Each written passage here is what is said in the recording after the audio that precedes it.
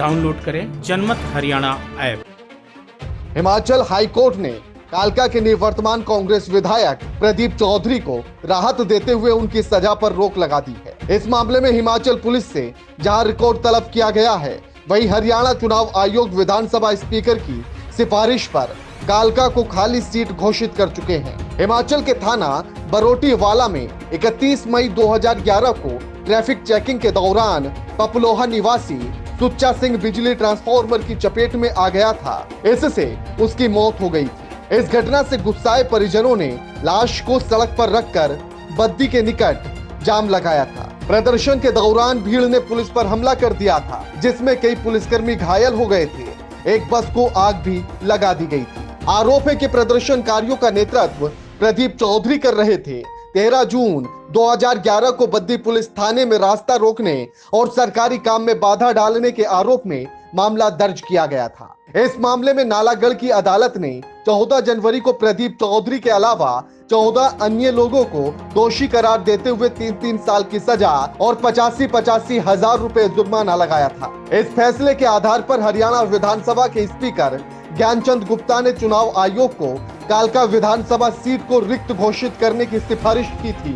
इसके आधार पर आयोग ने 30 जनवरी को यह सीट रिक्त घोषित कर दी। अब हाईकोर्ट के द्वारा निचली अदालत के फैसले पर स्टे दिए जाने के बाद हरियाणा चुनाव आयोग के द्वारा कालका सीट को रिक्त घोषित किए जाने को लेकर नई चर्चाएं शुरू हो गई हैं। बताया जाता है कि प्रदीप चौधरी जब हाईकोर्ट के फैसले की प्रति स्पीकर को उपलब्ध करवाएंगे तो उसे कानूनी तौर पर एग्जामिन कराया जाएगा। उसके बाद स्पीकर कोई निर्णय लेंगे। स्टे के बाद बनने वाली संभावनाओं पर पंजाब एंड हरियाणा हाईकोर्ट के वरिष्ठ एडवोकेट वीरेंद्र सिंह राणा का क्या कुछ कहना है, आपको सुनवाते हैं। हिमाचल हाईकोर्ट ने आज एक फैसले पर रोक लगाई है। लोअर कोर्ट का एक फैसला था, कालका से पूर्व विधायक है प्रदीप चौधरी।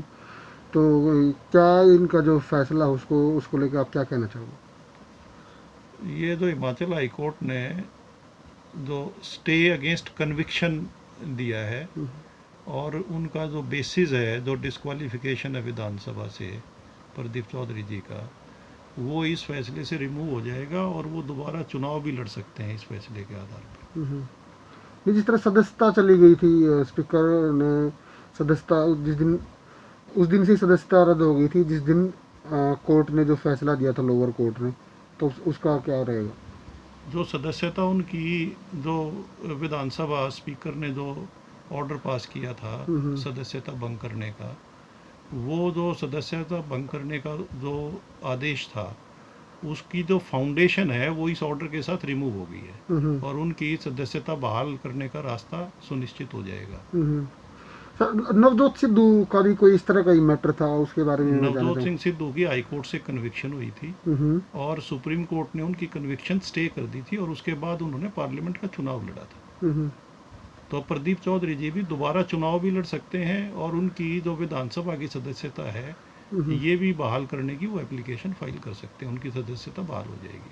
तब उसके लिए क्या कोर्ट जाना पड़ेगा या कैसे क्या प्रोसेस होगा? नहीं, वो स्पीकर के सामने अपनी एप्लीकेशन दे सकते हैं कि भी जिस आधार पे उन्होंने उनकी सदस्यता खत्म की है वो जो आधार है उसको जो जजमेंट ऑफ कन्विक्शन स्टे होने के बाद वो आधार ही समाप्त हो जाता है। तो क्या सरकार भी कोई एक्शन ले सकती है, जैसे सुप्रीम कोर्ट चली जाए या कुछ? सुप्रीम कोर्ट में सरकार जा सकती है इस फैसले के विरुद्ध।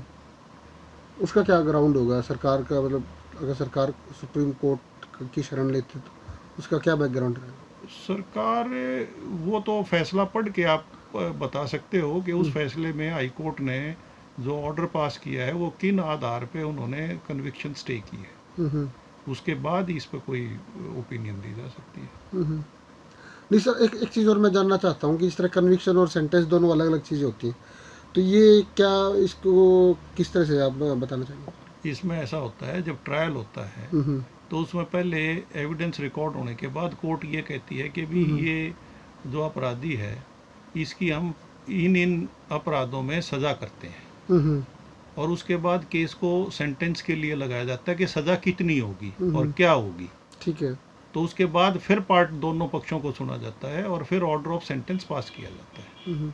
तो इनको 3 साल की सज़ा मिली थी, अब उस सज़ा में भी कटौती हो सकती है या सज़ा पूरी की पूरी? वो तो फाइनल जो अपील जब सुनवाई होगी तो सज़ा बहाल रहेगी, ऐसी रहेगी या कम हो सकती है, ये तो जो अपील जब फाइनली डिसाइड होगी तब डिसाइड होगा। अभी तो उन्होंने बेसिक जो कन्विक्शन है उसी का स्टे कर दिया, और ये जब तक अपील डिसाइड नहीं होती तब तक ये कंटिन्यू रहेगा। तो अब यहाँ उपचुनाव की जो बात चल रही थी कालका में, तो अब उपचुनाव नहीं होगा ना, उपचुनाव अब नहीं होगा। ब्यूरो रिपोर्ट, जनमत हरियाणा। राजनीति के आगे, राजनीति के पीछे, हर हलचल को जानने के लिए हमारे YouTube चैनल जनमत हरियाणा को लाइक करें, सब्सक्राइब करें और अपडेट रहने के लिए बेल आइकन दबाना ना भूलें। देखते रहें जनमत हरियाणा, सच के अलावा कुछ भी नहीं।